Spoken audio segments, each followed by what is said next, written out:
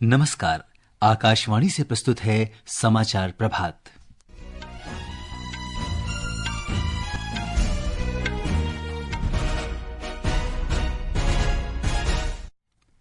भीषण चक्रवात दाना आज देर रात भीतरकनिका और धामरा के बीच उड़ीसा तट से टकराएगा। उड़ीसा में सभी स्कूल और कॉलेज कल तक बंद।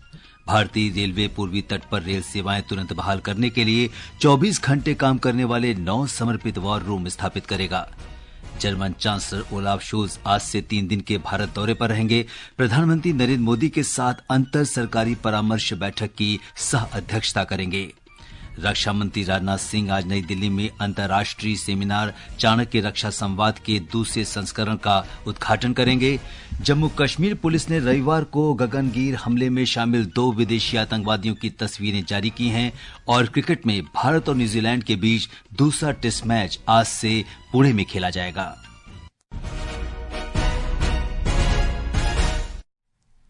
समाचार प्रभात के साथ मैं सिद्धार्थ सिंह। पूर्व मध्य बंगाल की खाड़ी के ऊपर बना भीषण चक्रवात दाना आज देर रात या कल तड़के भीतरकनिका और धामरा के बीच उड़ीसा तट से टकराएगा। मौसम विभाग ने इस क्षेत्र में दाना के टकराने के दौरान 100 से 120 किलोमीटर प्रति घंटे की रफ्तार से तेज हवाएं चलने का अनुमान व्यक्त किया है। ब्यौरा हमारे संवाददाता से। उड़ीसा तट पर बंगाल की खाड़ी में आज सुबह से ही तेज हवाएं चल रही है और ज्वार भाटा भी है। बालेश्वर, भद्रक, केंद्रापड़ा, जगतसिंहपुर और पुरी समेत कई तटीय जिलों में बारिश शुरू हो गई है और उड़ीसा के अधिकांश हिस्सों में बादल छाए हुए हैं, क्योंकि आज रात उड़ीसा तट पर भीषण चक्रवात दाना दस्तक देने वाला है। आईएमडी ने कहा है कि आज शाम से उड़ीसा तट पर बारिश और हवा की गति बढ़ जाएगी, जबकि तट पर 2 से 3 मीटर ऊंची लहरें उठने की उम्मीद है। राज्य सरकार ने दाना से बुरी तरह प्रभावित होने की संभावना वाले विभिन्न जिलों में चक्रवात नियंत्रण कक्ष खोले हैं, जबकि मंत्रियों को आईएमडी द्वारा पूर्वानुमानित रेड जोन जिलों का प्रभार दिया गया है। सुबह 11 बजे तक निचले इलाकों में रहने वाली 90% आबादी को बहुउद्देशीय चक्रवात केंद्रों में स्थानांतरित करने की सरकार की योजना है। आज और कल 40 से ज्यादा उड़ानें और लगभग 200 ट्रेन रद्द कर दी गई है। संभावित चक्रवात प्रभावित जिलों में उड़ीसा सरकार ने शून्य हताहत की योजना बनाई है। प्रकाश दास, आकाशवाणी समाचार, भुवनेश्वर। इस बीच उड़ीसा में सभी स्कूल, कॉलेज, विश्वविद्यालय और कई सरकारी संस्थान कल तक बंद कर दिए गए हैं। डॉक्टरों और सरकारी कर्मचारियों की छुट्टियां रद्द कर दी गई हैं। मछुआरों को समुद्र में नहीं जाने की सलाह दी गई है। भारतीय तटरक्षक आईसीजी ने चक्रवात दाना को ध्यान में रखते हुए सुरक्षा के कई उपाय किए हैं। आईसीजी चक्रवात की स्थिति पर बारीकी से नजर रख रहा है। रक्षा मंत्रालय ने बताया कि आईसीजी ने पश्चिम बंगाल और ओडिशा में पानी के जहाजों, विमानों और रिमोट ऑपरेटिंग स्टेशनों से कहा है कि वे मछुआरों और नाविकों को लगातार अलर्ट करने का काम करें। साथ ही उनसे तुरंत तट पर लौटने और सुरक्षित आश्रय लेने का आग्रह भी किया जा रहा है। आईसीजी ने अपने जहाजों और विमानों को भी समुद्र में किसी भी आपातकालीन स्थिति में तेजी से कार्रवाई करने के लिए रणनीतिक रूप से तैयार रहने को कहा है। आईसीजी कर्मी स्थानीय प्रशासन और आपदा प्रबंधन अधिकारियों के साथ समन्वय से काम कर रहे हैं। आईसीजी हाई अलर्ट पर है और ये अपनी समर्पित आपदा राहत टीमों और संसाधनों के साथ सहायता, बचाव और राहत कार्य प्रदान करने के लिए तैयार है। चक्रवात दाना के मद्देनजर पूर्वी तट पर रेड अलर्ट के बीच रेल सेवाओं को तुरंत बहाल करने के लिए 24 घंटे समर्पित 9 वार रूम स्थापित किए जाएंगे। रेल मंत्री अश्विनी वैष्णव की अध्यक्षता में एक बैठक हुई, जिसमें संबंधित क्षेत्रीय रेलवों की तैयारियों की समीक्षा की गई। इस अवसर पर श्री वैष्णव ने न्यूनतम व्यवधान के साथ अधिकतम तैयारी सुनिश्चित करने का निर्देश दिया। उन्होंने सलाह दी कि इसका ध्यान रखा जाना चाहिए कि यात्रियों को कम से कम असुविधा हो। रेलवे के मुताबिक ये 9 वॉर रूम भुवनेश्वर, गार्डन रीच, खुर्दा रोड, विशाखापत्तनम, संबलपुर, चक्रधरपुर, आद्रा, रांची, खड़गपुर और बालासोर के रेल मंडल कार्यालयों में स्थापित किए जाएंगे। निर्बाध संचार के लिए 20 सैटेलाइट फोन के साथ वॉर रूम और आपातकालीन नियंत्रण कक्ष का प्रचालन किया जाएगा। सभी प्रमुख स्टेशनों पर हेल्प डेस्क बनाई जाएगी। पुरी में संपर्क के लिए दूरभाष संख्या 8926100356 और भुवनेश्वर में 8114382371 पर संपर्क किया जा सकेगा। इन सभी स्टेशनों पर शिशु आहार सहित भोजन की पर्याप्त व्यवस्था की गई है। किसी भी आपात स्थिति से निपटने के लिए पर्याप्त दवाओं के साथ मेडिकल टीमें विभिन्न स्थानों पर तैनात रहेंगी। इस बीच मौसम विभाग ने आज चक्रवात दाना के संभावित प्रभावों को देखते हुए पश्चिम बंगाल और ओडिशा में रेड अलर्ट जारी किया है। विभाग ने कहा कि भीषण चक्रवाती तूफान आज देर रात या कल तड़के 100 से 120 किलोमीटर प्रति घंटे की रफ्तार से इस क्षेत्र को पार कर जाएगा। इसके प्रभाव से पश्चिम बंगाल और ओडिशा के कुछ हिस्सों में आज और कल बहुत तेज वर्षा होने की संभावना है। इससे सटे झारखंड और उत्तर पूर्व भारत में कल तक तेज बारिश हो सकती है। तमिलनाडु, पुडुचेरी, कराईकल और केरल में भी आज बारिश की स्थिति बनी रहेगी। वर्तमान सप्ताह के दौरान देश के मध्य, पश्चिम और उत्तर पश्चिम हिस्से में वर्षा की कोई संभावना नहीं है।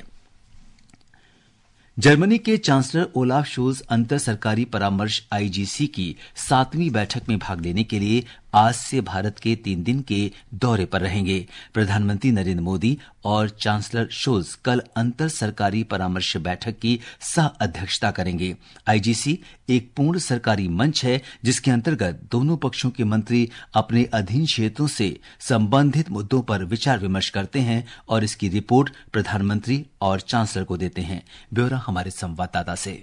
जर्मन बिजनेस का एशिया प्रशांत सम्मेलन जर्मनी और इंडो पैसिफिक देशों के व्यापारिक नेताओं, अधिकारियों और राजनीतिक प्रतिनिधियों का एक द्विवार्षिक कार्यक्रम है। इससे दोनों देशों के बीच व्यापार और निवेश संबंधों को और बढ़ावा मिलेगा। इस कार्यक्रम में जर्मनी, भारत और अन्य देशों के लगभग 650 शीर्ष व्यापारिक नेता और सीईओ भाग लेंगे। जर्मनी यूरोप में भारत के सबसे महत्वपूर्ण भागीदार देशों में से एक है। द्वितीय विश्व युद्ध के बाद जर्मनी के साथ राजनयिक संबंध स्थापित करने वाले देशों में भारत एक प्रमुख देश था। भारत और जर्मनी कृषि, आर्टिफिशियल इंटेलिजेंस और डिजिटल तकनीक, सतत विकास और स्टार्टअप के क्षेत्र में आपसी सहयोग कर रहे हैं। जर्मनी में 2 लाख से अधिक भारतीय पासपोर्ट धारक और भारतीय मूल के लोग हैं। भारतीय प्रवासियों में मुख्य रूप से पेशेवर, शोधकर्ता, वैज्ञानिक, व्यवसायी, नर्सें और छात्र शामिल हैं। सुपर्णा सेकिया के साथ भूपेंद्र सिंह, आकाशवाणी समाचार, दिल्ली। ये समाचार आकाशवाणी से प्रसारित किए जा रहे हैं। समाचार प्रभात में आपका फिर स्वागत है। रक्षा मंत्री राजनाथ सिंह आज नई दिल्ली में अंतर्राष्ट्रीय सेमिनार चाणक्य रक्षा संवाद के दूसरे संस्करण का उद्घाटन करेंगे। वो भारतीय सेना की हरित पहल और सेना के डिजिटीकरण के पहले चरण का शुभारंभ करेंगे। इस दौरान रक्षा मंत्री विकास और सुरक्षा के लिए भारत के दृष्टिकोण पर एक व्याख्यान प्रस्तुत करेंगे, जिसमें 2047 तक विकसित भारत के लक्ष्य को हासिल करने में व्यापक सुरक्षा के महत्व का उल्लेख किया जाएगा। थल सेनाध्यक्ष जनरल उपेंद्र द्विवेदी भी अपने संबोधन में राष्ट्र निर्माण में भारतीय सेना के महत्वपूर्ण योगदान और आत्मनिर्भर भारत से जुड़ी पहल का उल्लेख करेंगे। इस 2 दिवसीय कार्यक्रम में नीति निर्माता, रणनीतिक विचार, शिक्षाविद, रक्षाकर्मी, कई दिग्गज और वैज्ञानिक शामिल होंगे। अमेरिका, रूस, इजराइल और श्रीलंका के प्रमुख वक्ता भी संवाद में भाग लेंगे। जम्मू कश्मीर पुलिस ने गांदरबल जिले के मजदूरों के एक शिविर पर हुए आतंकी हमले में शामिल 2 विदेशी आतंकवादियों की फोटो जारी की है। इन फोटो को गांदरबल में गगनगीर क्षेत्र में शिविर में लगाए गए सीसीटीवी कैमरों में रिकॉर्ड हुई फुटेज से निकाला गया है। पुलिस ने पहले बताया कि 2 विदेशी आतंकियों ने गगनगीर क्षेत्र के मजदूरों के शिविर में घुसकर निहत्थे लोगों पर अंधाधुंध गोलीबारी की। इस हमले में 6 गैर स्थानीय मजदूरों और एक स्थानीय डॉक्टर सहित 7 लोगों की मौत हो गई, जबकि 4 अन्य घायल हो गए थे। अब तक पुलिस जांच टीम इस आतंकी हमले को लेकर 40 लोगों से पूछताछ कर चुकी है। झारखंड विधानसभा चुनाव से पहले एनडीए और इंडिया गठबंधन के बीच आरोप प्रत्यारोप का दौर तेज हो गया है। भारतीय जनता पार्टी के चुनाव सह प्रभारी हेमंता बिस्वा शर्मा ने आरोप लगाया कि राज्य में बांग्लादेशी और रोहिंग्या की घुसपैठ के लिए सोरेन सरकार जिम्मेदार है और ये चुनाव झारखंड को बचाने के लिए है।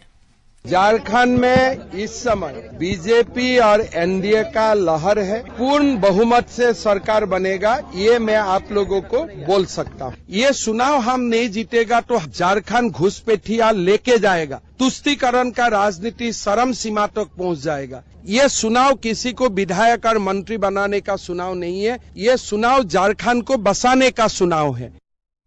वहीं राज्य के मुख्यमंत्री और झारखंड मुक्ति मोर्चा के कार्यकारी अध्यक्ष हेमंत सोरेन ने कहा है कि भारतीय जनता पार्टी उनकी पार्टी के नेताओं को खरीद रही है और विकास के नाम पर लोगों को गुमराह कर रही है।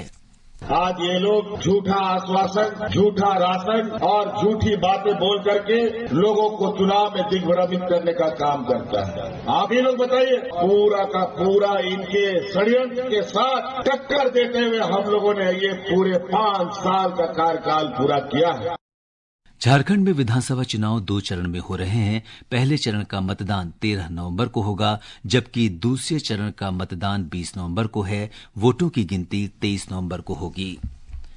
प्रधानमंत्री नरेंद्र मोदी आगामी रविवार को आकाशवाणी पर मन की बात कार्यक्रम में देश विदेश के लोगों के साथ अपने विचार साझा करेंगे। ये मासिक रेडियो कार्यक्रम की 115वीं कड़ी होगी। श्रोता इस कार्यक्रम से संबंधित अपने सुझाव टोल फ्री नंबर 1800-117800 पर भेज सकते हैं। माईगॉव नमो ऐप पर भी सुझाव भेजे जा सकते हैं। ये सुझाव 25 अक्टूबर तक भेजे जा सकते हैं। प्रधानमंत्री नरेंद्र मोदी रूस के कजान में ब्रिक्स शिखर सम्मेलन में भाग लेने के बाद कल रात नई दिल्ली लौट आए। अपनी यात्रा के दौरान श्री मोदी ने शिखर सम्मेलन के मौके पर चीन के राष्ट्रपति शी चिनफिंग, रूस के राष्ट्रपति व्लादिमीर पुतिन और ईरान के नवनिर्वाचित राष्ट्रपति मसूद पेजेशकियान के साथ द्विपक्षीय बैठकें की। श्री मोदी ने उज्बेकिस्तान के राष्ट्रपति शौकत मिर्जियोयेव और संयुक्त अरब अमीरात के राष्ट्रपति शेख मोहम्मद बिन जायद अल नाहयान के साथ भी द्विपक्षीय बैठकें की। पश्चिमी राज्यों के लिए 2 दिवसीय सामुदायिक रेडियो सम्मेलन आज राजस्थान के जयपुर में शुरू हो रहा है। इसका आयोजन सूचना और प्रसारण मंत्रालय द्वारा भारतीय जनसंचार संस्थान नई दिल्ली के सहयोग से किया जा रहा है। सम्मेलन का विषय है भारत में सामुदायिक रेडियो के 20 साल पूरे होने का जश्न। प्रतिभागी महाराष्ट्र, मध्य प्रदेश, गुजरात और राजस्थान के कम्युनिटी रेडियो स्टेशन सीआरएस हैं। सम्मेलन में सीआरएस से संबंधित मुद्दों पर चर्चा होगी। भारत और न्यूजीलैंड के बीच दूसरे क्रिकेट टेस्ट मैच की शुरुआत आज पुणे के महाराष्ट्र क्रिकेट एसोसिएशन स्टेडियम में सुबह 9:30 बजे से होगी। एक report.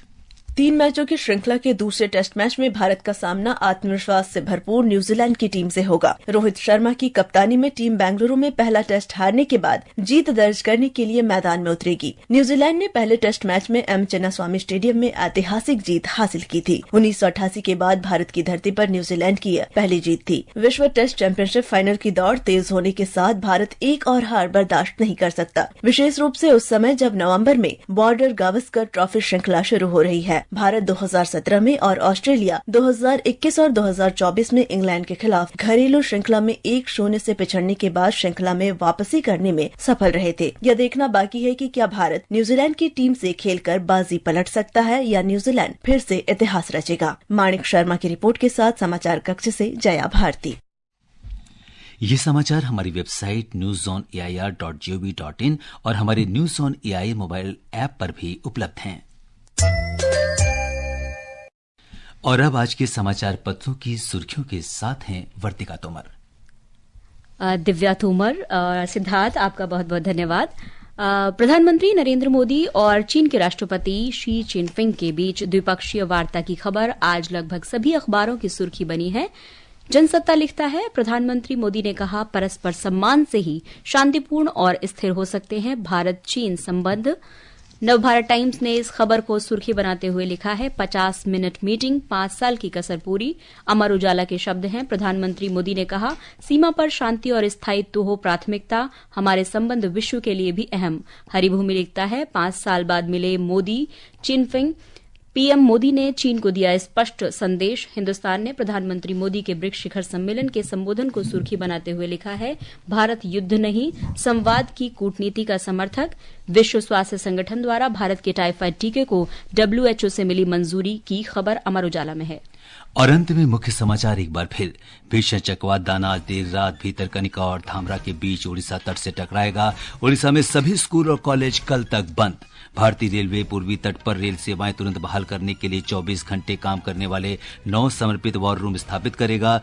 German chancellor Olaf Scholz आज से 3 दिन के भारत दौरे पर रहेंगे। प्रधानमंत्री नरेंद्र मोदी के साथ अंतर सरकारी परामर्श बैठक की सह अध्यक्षता करेंगे। रक्षा मंत्री राजनाथ सिंह आज नई दिल्ली में अंतर्राष्ट्रीय सेमिनार चाणक्य रक्षा संवाद के दूसरे संस्करण का उद्घाटन करेंगे। इसके साथ ही समाचार प्रभात का ये अंक समाप्त हुआ। नमस्कार।